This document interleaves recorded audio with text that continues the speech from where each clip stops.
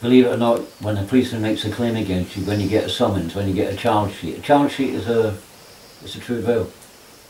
You broke the window, going to fine you £50. You stole a car, we're going to fine you. We've had cops look at these documents and say, this is what we use, just a slightly different format. That's all it is. This cannot be touched. So you send that off, the notary will send it off for you, you go back 30 days later, speak to your notary, ask if they got your money, and let's say you haven't had a reply. Let's say you go, don't know what to do with this, they throw it in the bin, as they used to do. So this is the second notice that will go. It's called Notice of Fault and Opportunity to Cure. Oh, by the way, don't get creative with this. Right? Don't add things to it and don't take things away. You add to this or take this away, it stops being commercial lien. It will become something else. I don't know what, but it's no longer a commercial lien. That's why I'm talking about categories. 7 categories. Each one must have its content. Who the parties are, what the claim is, the proof of the claim, the value of the claim, how long you've got to pay. You've got to have in it. Do not get creative with this. Alright? Don't think, oh, I'm just putting this little bit about whatever. Don't do it. Do not get... Have you ever had a legal document come that says, you're our number, you're our slave? It's very bold, it's very blank, it's just straightforward. You did this, give us 50 quid, you know. And that's the way they operate, that's what they work. You don't get all this free man fucking page after page. Vexation, ill will, frivolity and all that. It's basically a standard format. Yeah. You've got Standard format, and that's what this is. This is basically a pro forma. So, you go back after 30 days, oh, too big, and you ask if they got your money, and they haven't. So you send this one out. Again, you're going to give this to the notary, she'll read it, give it to the typist, it will come back, you do a swearing, you sign it, stamp it, and she'll send it out. This gives them 3 days to respond. Can everybody read that fine? Mm-hmm. Okay.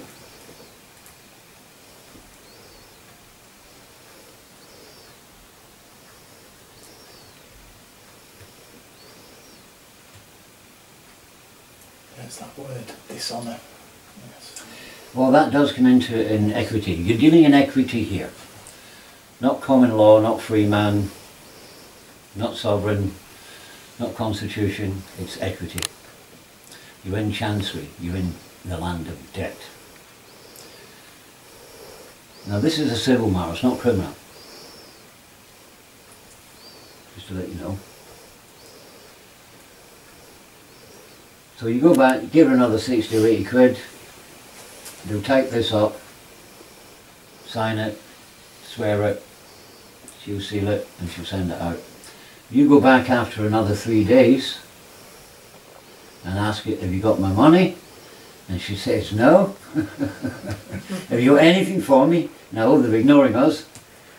So what you do now then is you present the notary with this last document.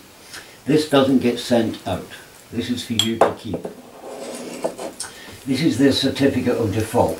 That they haven't paid the bill, they haven't argued the case, so they've got to pay. End of story. So what you're doing is you just write down a little history of all the documents you've sent out. You know, you've had my complaint, notice of interest, you've had this, you've had this, you've had this. You haven't paid up, you've had all these opportunities to pay me. Now I've got no option but to take you to court. There's a maxim in law in equity that says, he who comes to equity must come with clean hands. So what you're doing with this is you're showing that you've been reasonable. Every step of the way you've been reasonable. It's the other party who's being unreasonable. They've got dirty hands, you've got clean hands. And you're going to take those clean hands to equity. So you get her to, again she'll give this to her typist, they'll type it up, swear it, sign it, seal it, and she'll give you it. And that's it, you can go home then, that's it, all done. 3 trips to the notary, that's it. Now, you can have copies of all this from Mickey or me if you brought a stick. That is basically the commercial lien process. Those 4 documents with the complaint. Now each one of these send certificated copies to the insurance company if you're dealing with the official. You want them to know about it. You want them to get on the phone, ring up the council and say, what the fuck are you doing? You know, insure you to do all this nonsense. Would you ask the notary to send a copy to the insurance company? No, you do that. Okay. You get certificated copies from her. Yeah. All you've got to do is go, and to certificate something, you just need to sign it. Okay. That's your document. This is your law, it's your document. And you send them a copy. Right. You can make copies of it. You can ask a notary, say, give me 6 copies, 10 copies, whatever. She'll do it. And you just certify it, put your documents together, send them off. The insurance company will know exactly what's going on here. Exactly what's going on. Before I go on to talk about using the commercial lien, this bit actually takes very little time, as you can see. Very simple documents, easy to follow, fill in the blanks, not a problem. The complication stuff comes later on. Oh, by the way, I wrote this up for a guy a year or so back. I'll put it in here. He wanted to know what the lien was, so I did a very brief thing for him. You can read through this. I put a copy on the stick. Just talking basically and really about what the lien is. It's an extrajudicial process. It's outside of the court. Nobody can stop it. This is the power of it, you see, that nobody can stop it. Absolutely nobody. The cops can't step in and say, right, well, I've taken over this case. The CPS can't do it. The judge can't say, you're not bringing that to court. Nobody can touch it. Because that's what the CPS like to do, isn't it? Yes. Like to step in. That's why people like Michael Doherty and Anne Gregg and all the others, they just years and years of fighting, years and years of struggle. They get arrested, they get beaten up, they get intimidated, they get prosecuted. It's costing a fortune. This bypasses all of that. There's a maxim in law, in equity, and it says, it is a fatal offence for anyone, even a judge, to impair or expunge, without a counter affidavit in place, any affidavit or commercial process based on an affidavit, which is what this is. Any official who does so becomes a co-debtor on the lien. So if a judge in court says, well, I'm not having that, that's a load of rubbish, I'm throwing it in the bin, you just go, what was your name, Judge? You owe me £1 million, that's it, he's fucked. That's why we were laughing at that judge who said we need to find ways to destroy these liens. I'll add you to the list. Well, unfortunately, Guy Taylor, Yeah. he's not that well up on the liens. He's learned the process, but he's not learned the stuff that comes with it that you need to know. 5 years ago, I was the one that first put the liens together and put it out into the free man stuff. People have come up behind and some of them have learnt the processes, but they've not gone deep enough into it, which is why you hear about Guy Taylor being arrested for trespassing, for theft, for harassment. Well, what he's done is he's done the lien, but he's not taken the next step because it's still in the private. It's meaningless. It's meaningless. So he's followed the 4 steps. And he's stopped. And he's stopped. And he thinks that he can do it in common law, whereas lien is still in the private. It's meaningless. What he's got to do, let me go back a little bit. From the moment you send out your affidavit of obligation, from that point, let's say it's Monday the 1st of January, 90 days from that point you get what's called a perfected lien. It takes 90 days. Once you reach that 90-day point and you've done everything through the notary, you've got all your stuff, then you have to go up into county court. You got in front of a district judge and you say to him, I want to record this, please. He can't say no, it's his job, that's why he's there. In the old days you went to the recorder, but they'd done away with the recorder. Well, what they did was they took his functions, broke them up and gave them to different people. It took years to find out that the district judge was the guy to do the recording. Now the moment that's recorded in the public, every day the banks and the credit reference agencies, they check this register. And the moment his name is seen, his credit reference, his credit rating will plummet. So that's what Guy hasn't done. The second thing he hasn't done is, after you've recorded it in the public, you've got to take it and you've got to start a claim in court. A Part 8 claim under the Civil Procedures Rules. Now, I don't know how familiar you are with the Civil Procedures Rules. There's lots of them, but I've left a copy with Mickey. It's one of the old style copies, it's easy to follow. You just click on the box that says how to start a claim and follow instructions. It's that simple. Now, Guy hasn't done that, so what he's got is a piece of paper in the private that's absolutely worthless, and he's going and trespassing and stealing and harassing people. That's why he keeps getting arrested. You've got to record it in the public.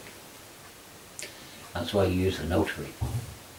The notary is a bridge between the private and the public. Her document, her seal is what gets it recognised. Once you've done that, you can start a claim under the Civil Procedures Rules and get it up into court. Now, for those people who are not so much interested in the money, but just want to get their CSA stuff in front of a jury, get the evidence out there, and that's what's being blocked. This is perfect, because when you start your civil claim, your Part 8 claim, by the way, if you're on benefits, you don't have to pay court fees. When you go to court, you ask them for a claim form, and while you're there, you ask them for a fee remission booklet. I meant to bring mine, but I forgot about it. In the booklet, it lists all the benefits you can be on, and you get fee remission. You don't pay fees. And at the back of it, there's a little pull-out form. Just fill it in with your claim form, hand it into the court, and everything happens for free.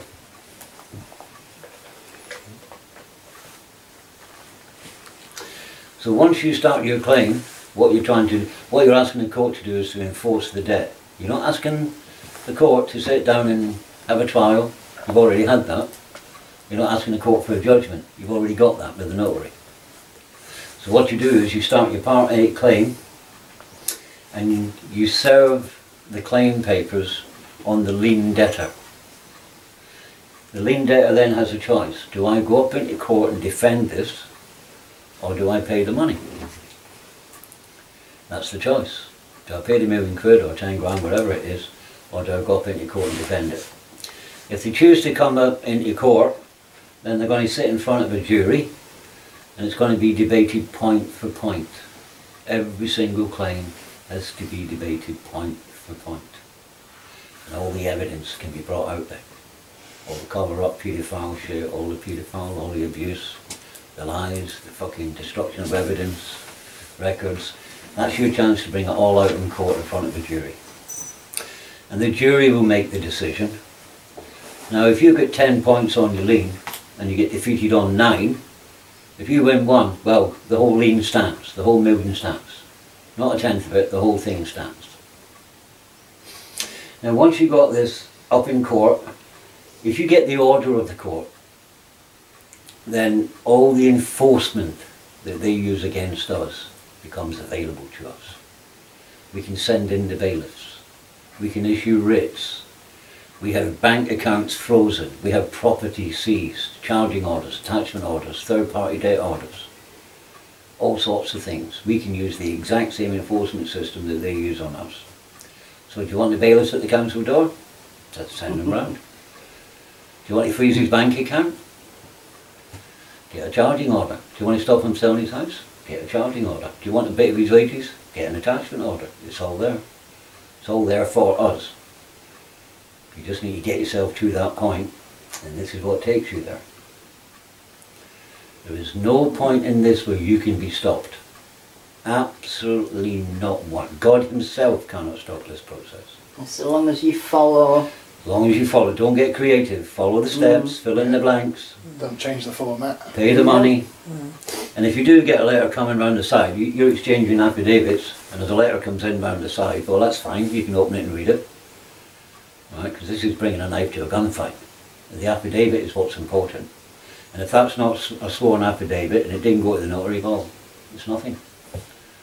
It's nothing. That room next to us. Down the left. So from day one, you send out your affidavit of obligation, 90 days, you get your perfected lien, record it in the county court under the district judge, soon as it's recorded, you start a Part 8 claim. It's that simple. Now the only thing the judge can do is he can give you the order of the court, and then he can set the order aside. But he can only do that for very limited reasons and for limited amounts of time. And generally speaking, if you're attacking another official, he will help out. And he'll say, okay, I'm setting this order aside, and he'll give whoever X number of weeks to get up into court and fight the claim. If nobody comes up to fight the claim, then you can ask for a default judgment. And there's lots of reasons you can get a default judgment, but there's also reasons why the judge can refuse the default judgment. And if you're dealing against an official, he'll almost certainly not let you have it. And he'll almost certainly set the order aside. But as I say, it's only for a limited period of time, and you can always go back and claim again. How many times can you bounce backwards and forwards like that? Well, you've already got the order of the court. You just wait. The only thing that stops you is the setting. It's the judge setting it aside. And he has to give reasons for setting it aside. And it will always be to give them time to put a defence together, to get back up into court and present the case. And they give them so much time, can't you? Yeah. I've done that. Well, the maximum in law is that there must be an end to litigation. You can't just keep trolling it out and trolling it out. Can't do that. So, they don't like us having this. There's nothing they can do about it now, we've got it. When we first started using this, we were fucking trashing them all over the place because they hadn't a clue what was happening. They didn't know what a commercial lien was. Well, they know now. And they're learning about it. But, if you've genuinely done something naughty, and a commercial lien comes in against you, the best thing to do is to pay. Because if you don't pay the debt, well, some people here maybe know what it's like to have the bailiff come round and get dragged off to court and charging orders placed on the house if you've been fighting the mortgage and the council tax. And the nicest thing you can do with this is to bankrupt them. That's the pleasantest thing.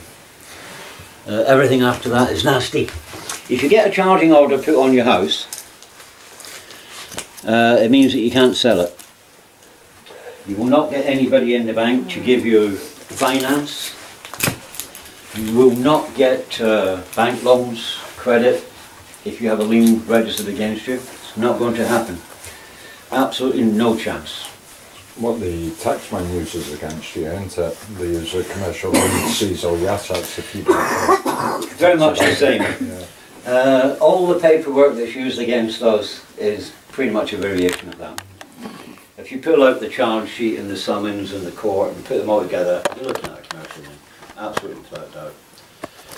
There were 2 constables sent from Worcester about 4 in the morning to arrest Guy Taylor for harassment, because he'd been to the lawyer that he's got the £2 million lien on, trying to get him to pay.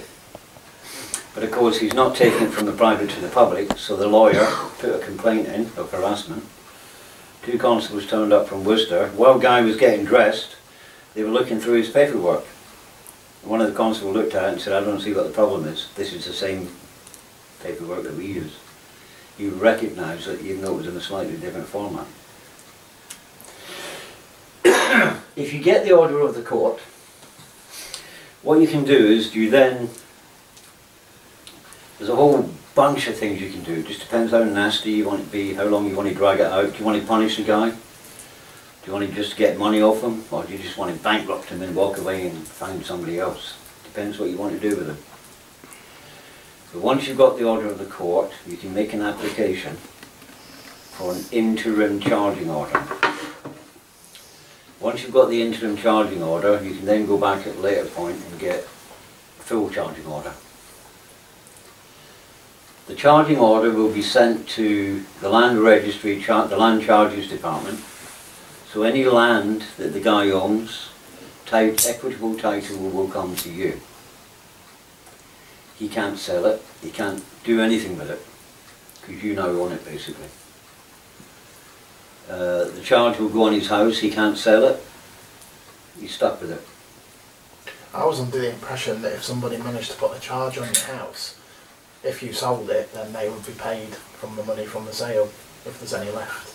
If you had a charge placed on your house, and I engaged a lawyer, and I bought your house, I'd be suing the lawyer.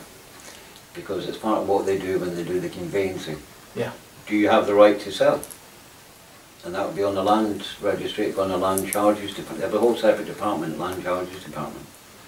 And that's one of the things that a conveyancing solicitor will look at. Do you have the right to sell? It's about title. And title passes from the lien debtor to the lien creditor with the charging order. You can also do an attachment order. You can do a third party debt order. When this order goes out to, it goes to all banks. Charging order goes to all banks. If the bank doesn't have the bank account for that person, they've got 2 weeks to get back in touch with the court and say we don't have the account. If they have the account, you've got to get back to court within 1 week and say yes, we have an account for this guy. The moment the bank receives the charging order, that account may not be diminished. It's frozen. So when the wife goes down to the supermarket and gets a trolley load of shopping and pulls a card out, it's going to be, oh sorry, because that bank account is frozen. Everything is frozen.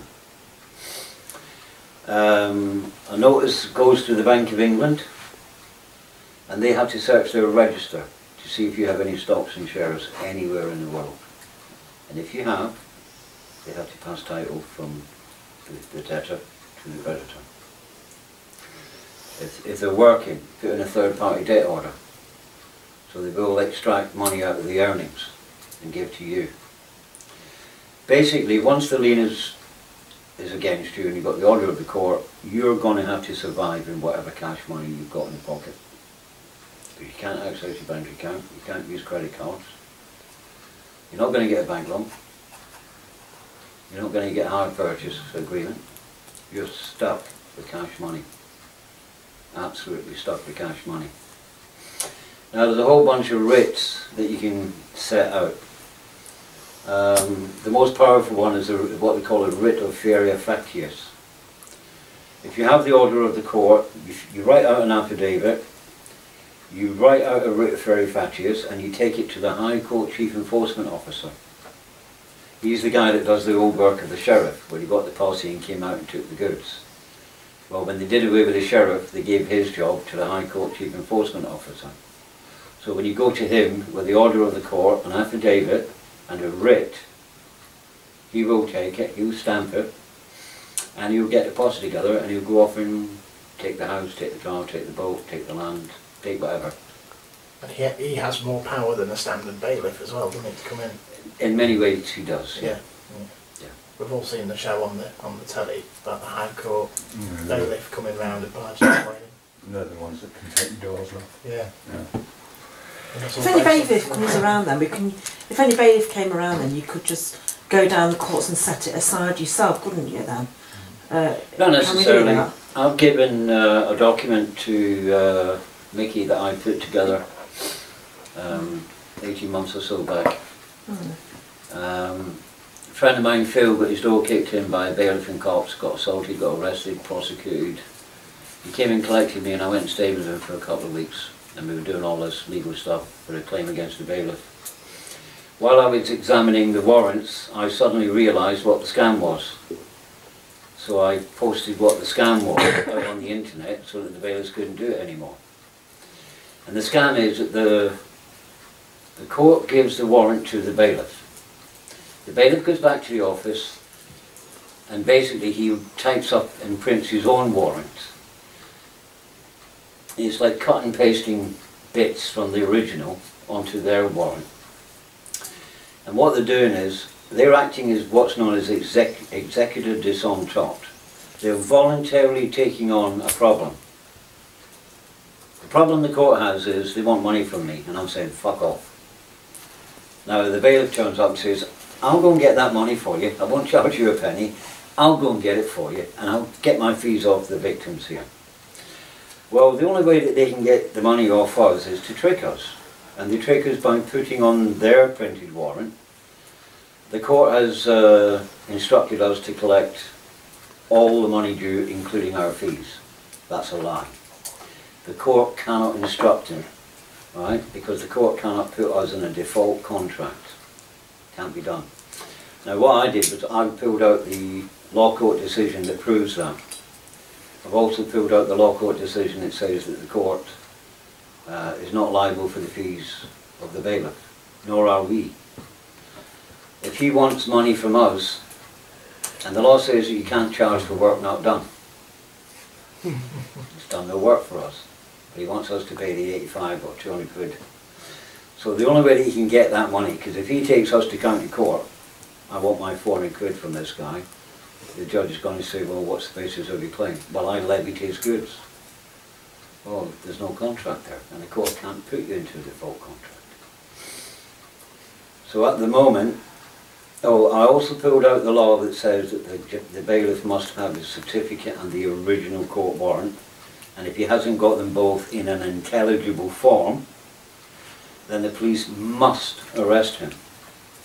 And they must arrest him under section 125 of the County Court Act, section 78 of the Road Traffic Act, or section 2 of the Fraud Act. They must. That's the law.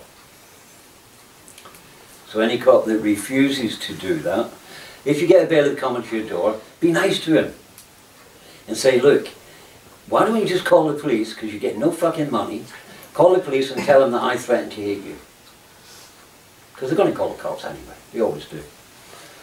The moment the cops turn up, you get them, you say to them, by law, you must now examine his 2 pieces of paper.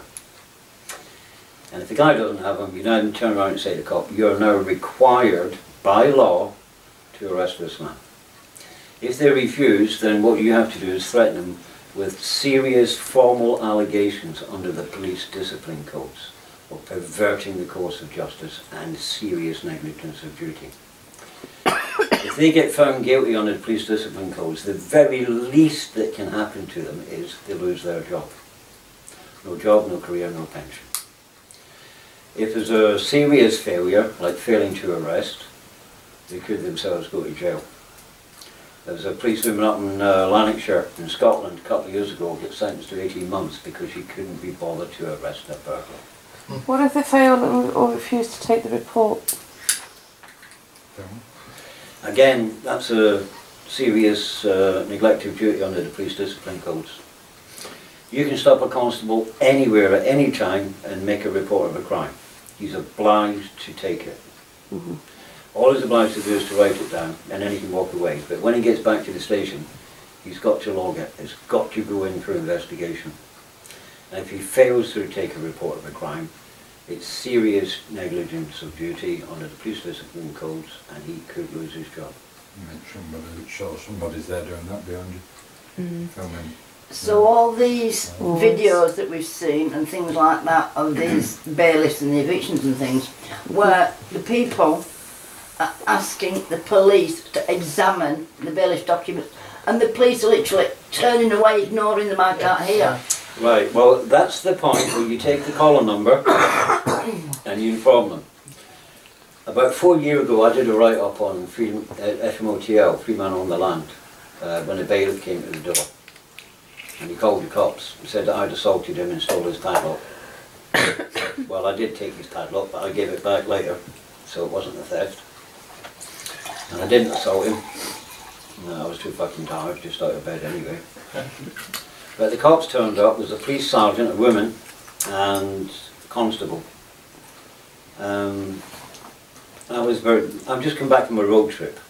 Very little sleep, bad food, sleeping on hard floors, thousands of miles of journeying. I'd only been in bed a couple of hours and I was fucking hallucinating with fatigue, you know.